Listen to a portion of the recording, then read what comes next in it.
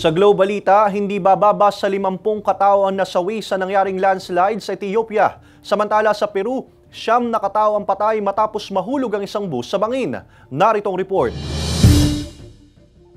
Hindi bababa sa 50 katawang nasawi matapos ang dalawang magkasunod na landslide sa Gofa sa Ethiopia. Tulong-tulong sa paghukay ng gumuhong lupa ang mga rescuer para mailigtas at ma-recover ang mga natabunan ng lupa. Naroon din ang ilang residenteng hinahanap ang kanilang mga kaanak. Ayon sa District General Administrator, 3 pamilya ang unang natabunan ng gumuhong lupa habang sinusubukan silang i-rescue. Doon nangyari ang pangalawang landslide at natabunan din sila. Kabilang sa mga nasawi ang mga babae, bata at pulis. Dahilan daw ng landslide ang malakas sa pag-ulan.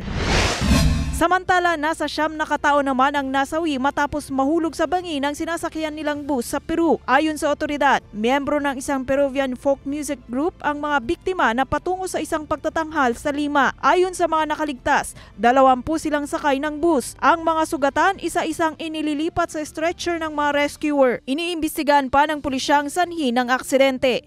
Hazel Alvior, Balitang Southern Tagalog.